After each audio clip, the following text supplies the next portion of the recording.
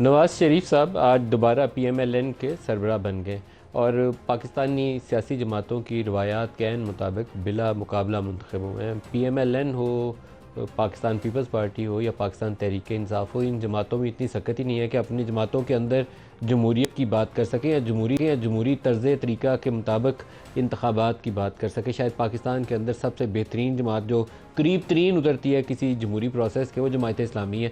बाकी peoples party के अंदर भी या विरासती ख़त निकल आता है या नॉमिनेशन का एक ऐसा तरीका है जिसमें किसी की हिम्मत ही नहीं पड़ती पूरी जमात से कि वो इस इंतखाबी अमल में हिस्सादार बन सके।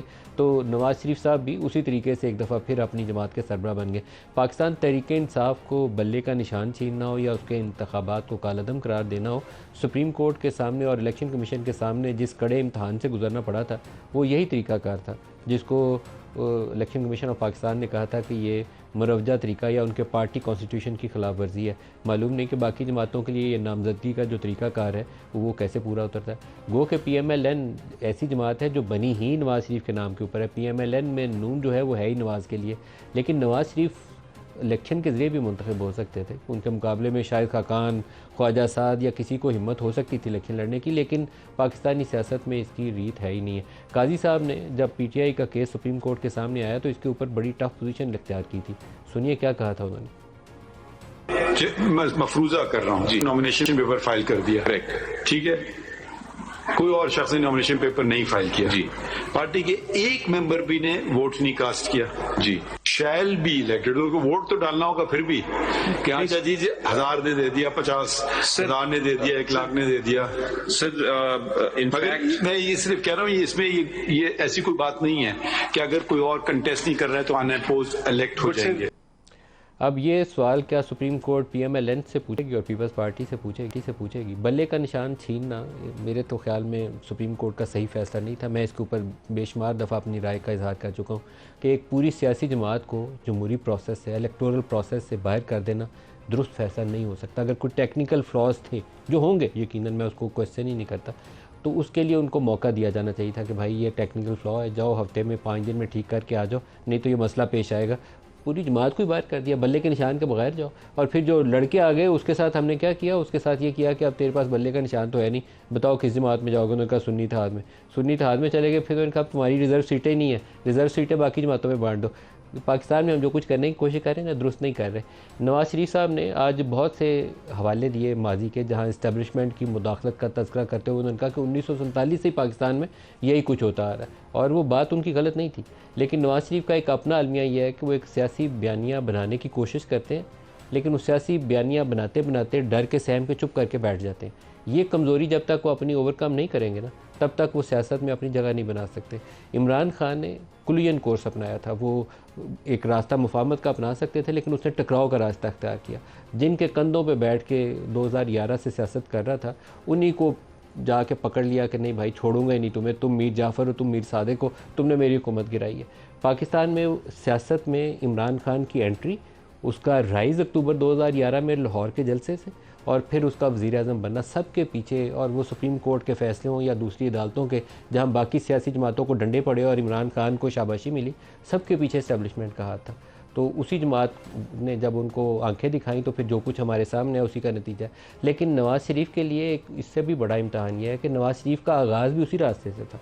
80 की दहाई में जनरल जिलानी या जनरल ज़िया के साथ उनके सफ़र का आगाज़ होता है। फिर IGI बनवाएगी पीपल्स पार्टी को इक़्तिदार से बाहर रखने के लिए।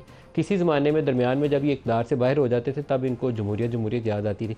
लेकिन एक वो बयानिया जिसके ऊपर ही जम के खड़े हो जाएँ, कहें कि नहीं आइंदा से मैंने इस्टेब्लिशमेंट के कंधों पर नहीं बैठना। जब इनको 2017 में सुप्रीम कोर्ट के और बाकी फ़ैसलों से बाहर निकाला गया, और वो यकीनन इस्टेब्लिशमेंट और जुडिशरी का गठ छोड़ता, उसमें कोई और चीज़ नहीं थी, इसको नहीं निकाला जाना चाहिए था। उस वक्त उन्होंने वोट को इज़्ज़त दो का नारा लगाया, लेकिन लंदन से जब पाकिस्तान वापस आना था तो फिर वो बयानिया भूल गया। फिर चुपके से आके वो उस रास्ते से केस माफ़ कराए जिस रास्ते से इनको सज़ाएं हुई थी। वो सज़ा वाला रास्ता भी दुरुस्त नहीं था, माफ़ी वाला रास्ता भी दुरुस्त नहीं था।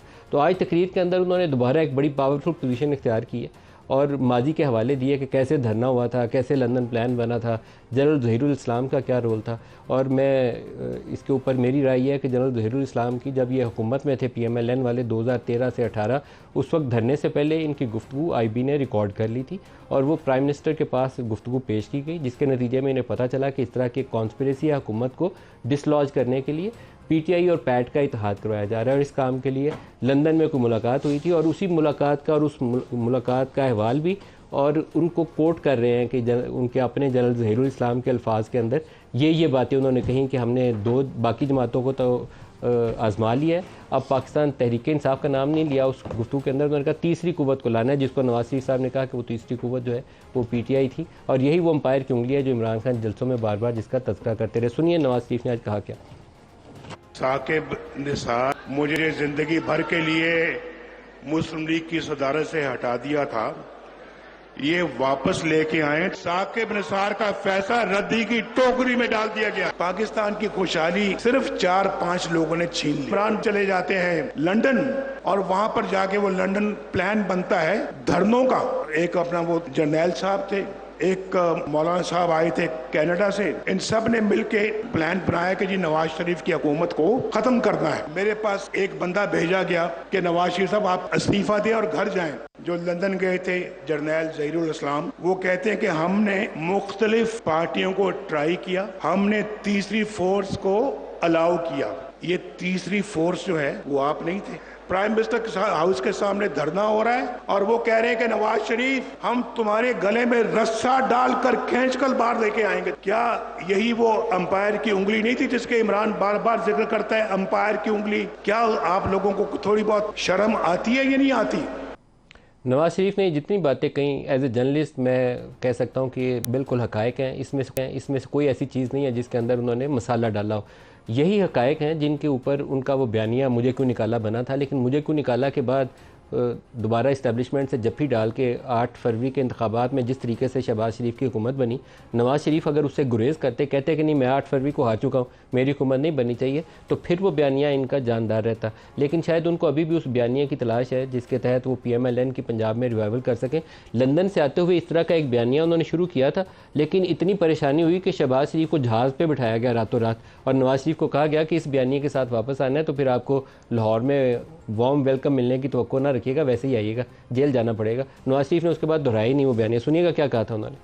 इन हालात से दो चार करने वाले मुल्क को और हम सबको, कौम को, वो कौन है? कभी उनका एहतसाब होगा या नहीं होगा? 4 जज बैठ के तो करोड़ों लोगों के मैंडेट वाले वज़ीरान को चलता करते हैं। उसके पीछे जनरल बाजवा और जनरल फैज है। आलाकार कौन है? आलाकार साकिब निसार है, खोसा है, वो पनामा वाला बेंच है, इजाजुल हसन है। मैं तो कहता हूँ कि एक कत्ल का मुलजम जो है ना, जो मुजरम जो है, उससे बड़े मुजरम ये लोग हैं। इन लोगों को स्पेयर करना जो है ना वो बड़ा जुल्म होगा। ये लोग काबिले माफी नहीं है। ये नहीं कि हमें बदले की तमन्ना है, को हमें इंतकाम की कोई ख्वाहिश है, कोई इंतकाम की ख्वाहिश नहीं है। लेकिन मेरे मुल्क और कौम के साथ जो हुआ है वो मुझसे देखा नहीं जाता।